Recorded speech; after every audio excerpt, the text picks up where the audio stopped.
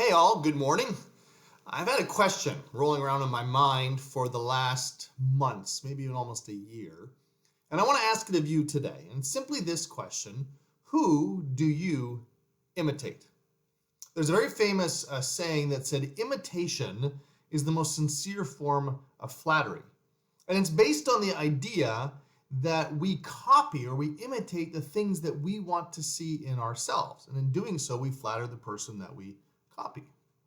It's actually the basis of how children grow up. Young children, especially when they're in those formative years before the ages of 5, 6, 7, 8, almost everything they do is imitation. It's copying. They watch adults, they watch those older than them, they watch older kids, and they do the exact same things that they see. They try to make it look the same. And that's why we look at kids and we say, oh man, they're just like their mother, or they're just like their father, because of the things they say, their mannerisms, the words that come out of their mouth, the way they do things. But it doesn't stop when we're kids. It's actually the essence of good teaching, of good coaching. I mean, this is what coaches do in athletics or other things. They demonstrate a technique or a way of thinking, they model it, and then the players copy it. It's what they do in the military. They demonstrate techniques, and then they train them, and they copy it. They imitate it over and over. In the corporate world, people demonstrate techniques, ways of thinking or evaluating, and people copy it.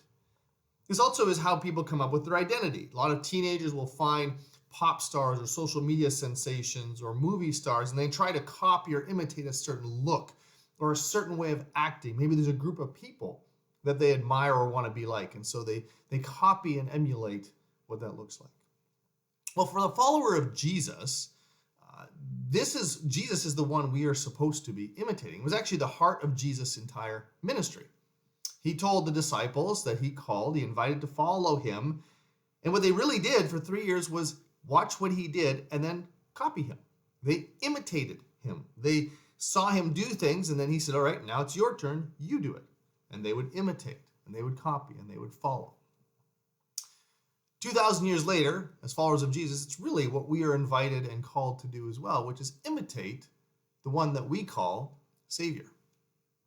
Now, what a lot of us do is we focus on the things that Jesus said.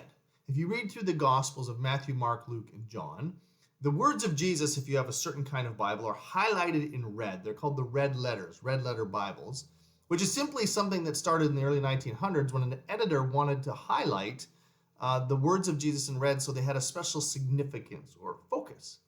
And so what has happened over the years is a lot of people focus on the teachings of Jesus, the parables, all the things he said, and rightly so because they're amazing. And they take that and kind of learn from that. But the authors of the Gospels also wrote a lot about what Jesus did. It's the black letters. It's the connecting narratives that are in between. And these are not just throwaway narratives. They're not just there to connect one teaching to the next teaching. They're actually there and have significance because they demonstrate how Jesus lived his life. The kind of things that we can imitate. I call these black letter lessons, if you will, looking at the life of Jesus, how he responded to all kinds of things, the little things he did that reveal his intentions. They reveal what was important to him. They show how he dealt with conflicts, the way he maneuvered his way through a very complex world that was not always in his favor. It's those little connections that give us a little window into the way he lived his life that we could do as well. And so over the next few months in my video blog, I'm going to be doing something called Black Letter Lessons. Lessons from the life of Jesus by looking not at what he said, but at what he did. And so until then, I encourage you, if you want to read through the Gospels, paying more attention to what he did than what he said, try that for once. While you're asking yourself this question, who am I imitating today? Maybe it's no one. Maybe you consider yourself your own person and you don't imitate anyone. But if you're a follower of Jesus, the one we should be imitating is him. And if that's the case, then the question is, what exactly are we imitating? In the weeks ahead, we'll explore that together. Till next time.